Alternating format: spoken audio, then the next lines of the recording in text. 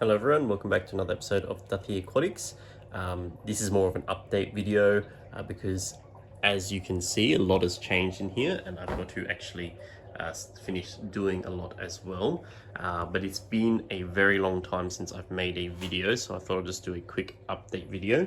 Probably to address the elephant in the room, the reason why I haven't made a video and the reason why my fish room's taken so long to finish is I've actually been scammed out of my life savings, which is unfortunate to say the least, but it has also put me behind significantly in terms of finishing my fish room and doing everything I need to do for my business. On top of that, my mother is also having several major surgeries and I'm having to reconsider my employment in order to look after her, shall we say. So if it doesn't rain, it pours. So that's why it's been such a long time for me making a video. So hopefully I can start being a bit more consistent with the time I will have available now, but it's just going to be like pulling teeth for the next little bit for me. Basically, green water setups are going to be all here. I've got to transfer some baby fish and plants out of here. I've got a lot of tanks set up over here, but I haven't turned the lights on today. Sorry if the audio is not as good in this video as it is in some of my other videos. I haven't got any microphones today just because I'm just doing more of an update. So what I've decided to do, I've got my Bosmani rainbow fish up here, 2 males, 2 females. They're just now kind of starting to get their adult colors, but they're definitely large enough to start laying eggs. So I've got to check them up today to see if there's any eggs. I've just got your standard Pacific blue eyes in here, and down the end one here I've got panda cories, which the glare's not helping. So there's some panda cories in here. Hopefully they're doing well. They came in very, very skinny from the wholesalers, so I've been trying to fatten them up for the last few weeks. I've gone with shop lights that just screw into the top and just plug end to end. I'll show you them in the other racks. I've been trying to set up in here last because I've got obviously these LEDs from the plant grow racks that are actually illuminating these tanks quite well, and because these are low light plants like Bulbitis and Java Fern and Inubius up there, the plants are actually doing quite well considering. I've got 5 pygmy chain loaches, not pygmy chain loaches, I've got 5 Pakistani loaches in here, or yo-yo loaches in here, to try and kill any snails that are on these plants. Because one thing I want to try and do for my new setup of the fish room is make sure everything is snail free. I've got quite a few Daphnia cultures going at the moment as well. I've still got to get more substrate for all of these aquariums, but this one has been set up for a little while.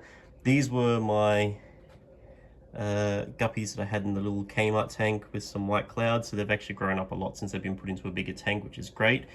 And I've got some rootstock for all my crypticorns, so hopefully I'll be able to start updating my website with some more plants soon, just because I've been a little bit broke, shall we say, so I haven't been able to keep stock up on my website for the last few months. Got all Daphnia cultures on here. These are the lights that I've got, and they just plug end-to-end daisy chain style, and they're working quite well, so I'm actually surprised. So these are medium light setups. So I've got 2 tubes going here. There's white lights and yellow lights. I thought they were all going to be white lights because they are a lot nicer to look at in my opinion. But each light is 1500 lumens, so 2 of these together will be about 3000 lumens, and that is perfect for a medium light setup. These Embulia had a rough start because they sat in a very dimly lit tank for a long time, and since being in here under these lights, they're shooting out a heap of new growth, which is great. And in this tank, I've got some of my tiger endlers and some snowball shrimp, which are really good at hiding in the sand substrate, which is bad for filming, but good for them. This tank, so on top of here, these are the Moana Daphnia cultures, the small Daphnia, and in here I'm just growing out some blue stricta, which is a stem plant, so that I can have some rootstocks of fully submerged plants. These ones I know are snail free because I have gotten these from like immerse cuttings, or like the terrestrial cuttings off some of my other plants, and stuck them in here. So I know this tank is snail free, so I've got a perfect snail free rootstock to use for fully submerged plants, which is great.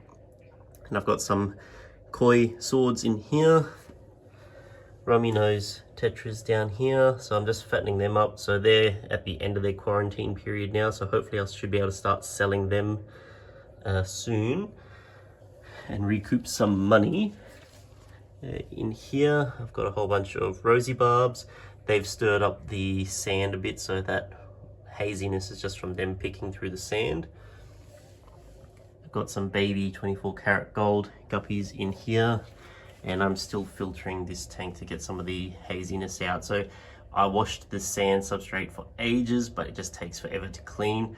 The reason why I'm using sand opposed to anything else isn't because it's better for plants or anything. It's simply for the fact that it's cost effective for me at $9 per 30 kilo bag from the landscapers. So it takes forever to wash, so I found the best method is to just put the sand in the fish tank after a rough rinse, and then have a filter in there for a few days to get all that silt, like the silt buildup out of there. I need to clean this filter so it's not stirring up the water enough to quite get all the silt out of the top of the sand.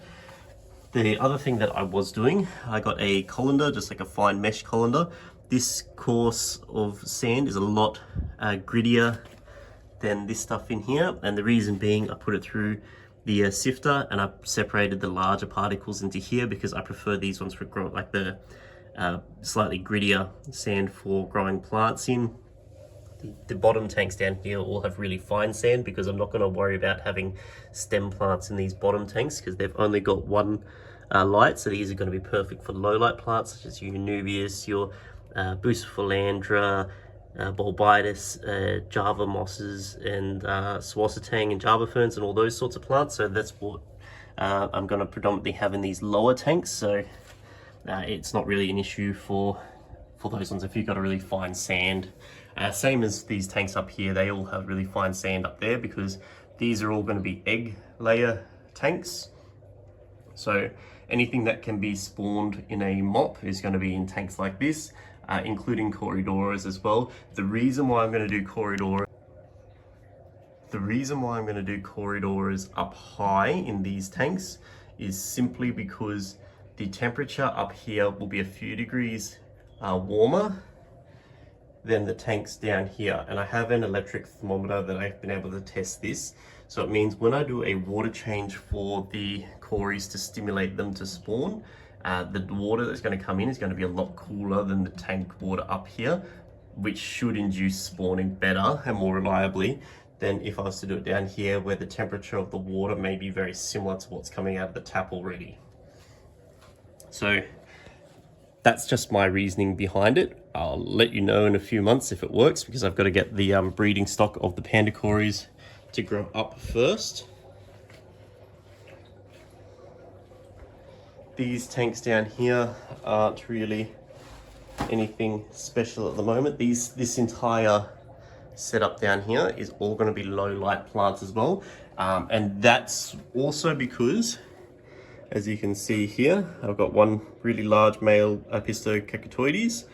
He unfortunately killed his partner, but what I'm going to do is the cichlids that I want to breed, so Apistogramma cacatoides, maybe some Agassizii, and the Crebensis, just ones that I find interesting.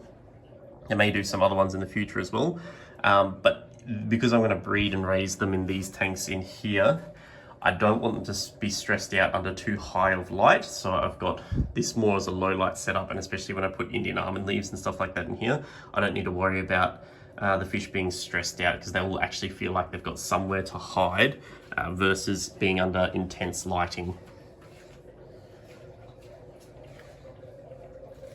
And it also means I can use this entire rack for growing Anubias and stuff like that, so I'll have I should be able to become self-reliant for my own aquarium plants, which is going to be great because I can't afford to be buying in a lot of stock at the moment.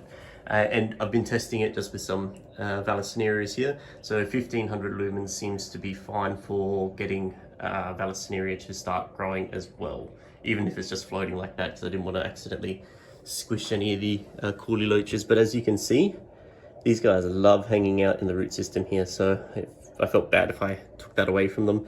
But these Corley loaches have come in really well. I've actually been feeding them brine shrimp of all things. And what happens when you feed fish like this brine shrimp, it doesn't work so well if you've got a whole bunch of mid-water or top feeding fish.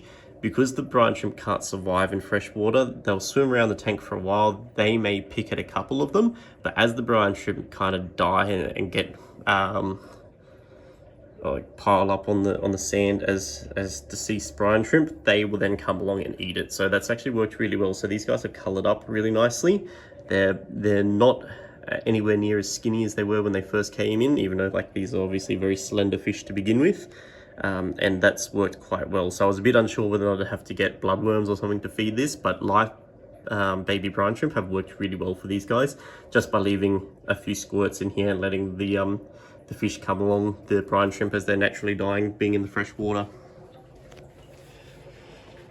These guys I've got to move. The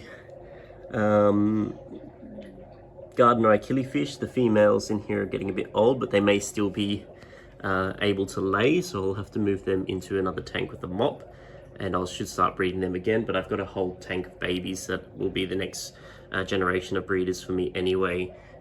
I've also got in a bunch of male fighting fish that are down here, so once I get set up a bit better, I'm going to start breeding some bedders, just because I haven't done that for a very long time, and I thought it'll be a nice thing to do with some spare time, because I can actually sit and watch the fish for once in my life without having to run off to work. Oh, freaked out the yo-yo loach. So I've got, again, a yo-yo loach in this tank, and I'm going to just try and get him to eat all the snails. So eventually I want all the tanks to be snail free. Obviously that's going to take a very long time with my setup, because you can see how many snails there are in here. But I'm going to try a integrated pest management solution for getting rid of snails. So that will have to be a dedicated video, because I want to do it properly, and of course explain to everyone how they can make their tanks snail free with not having to do something radical like destroy your tank.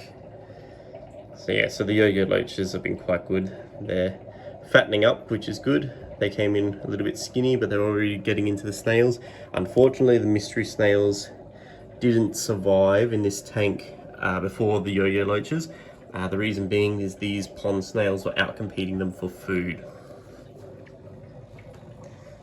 All the guppies are in here still. They need to go into bigger tanks, and in a few weeks I can actually put them outside in the ponds again.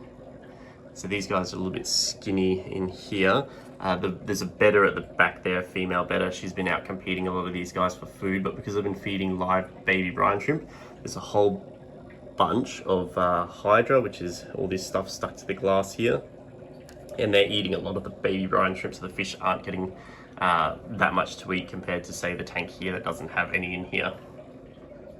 And I've had a huge cyanobacteria bloom in this tank as well, so I want to be able to buy some narite snails, because apparently they will eat it, and I just want to see if that's true for myself and how fast that they will actually do that. Crebensis are colouring up really well now that the water's getting a bit warmer, because they went all winter without a heater in this tank right next to a window for winter, so I don't think that they had temperature warm enough to induce spawning. But now that I'm feeding a lot more live food and that the water's starting to get a bit warmer, I do expect I'll see some fry in the next few weeks from them as well.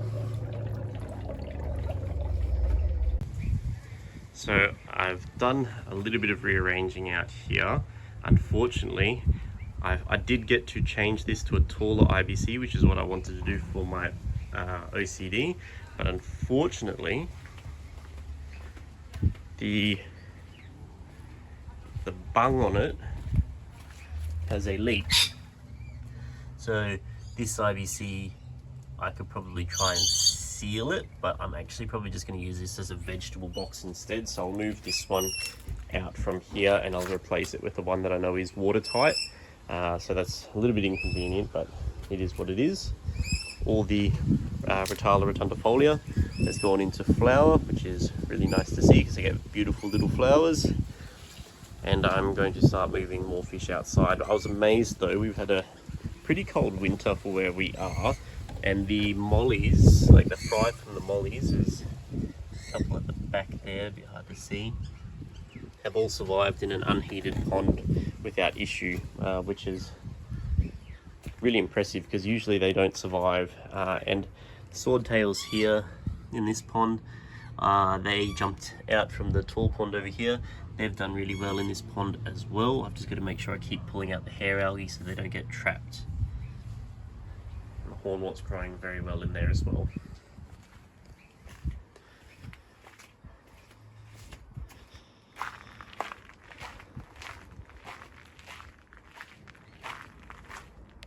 So the water lilies are all starting to come back now. During winter they start to look a little bit sick, so you can see the root balls down there and all new leaves are starting to come up as well.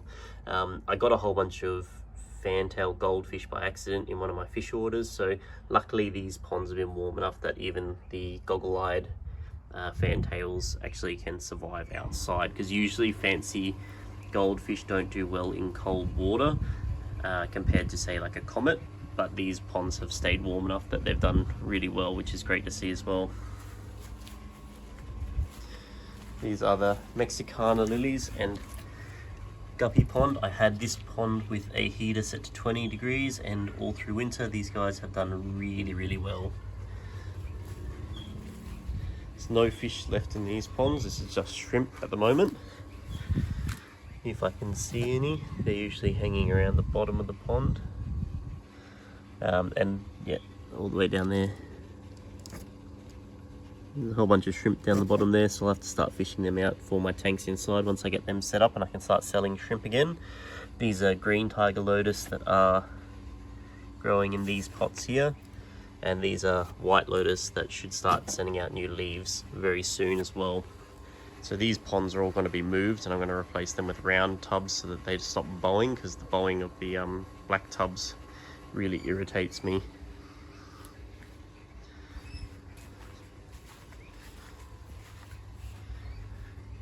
This is the pond with the Luminatus. Of course, it's really hard to see anything in here, but as soon as I put live food in, they all come out.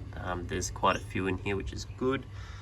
Got some longfin white clouds and a couple of the orange rice fish still in here.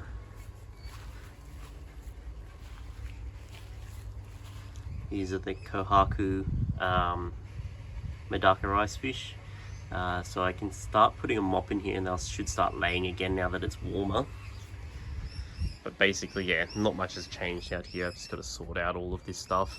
My peach tree has gone into bloom, which is really nice. It had a heap more flowers on it last week than did this week, but now it's gone to leaf as well. But yeah, so that's the update for me. I'll have some better videos coming out in the next few weeks.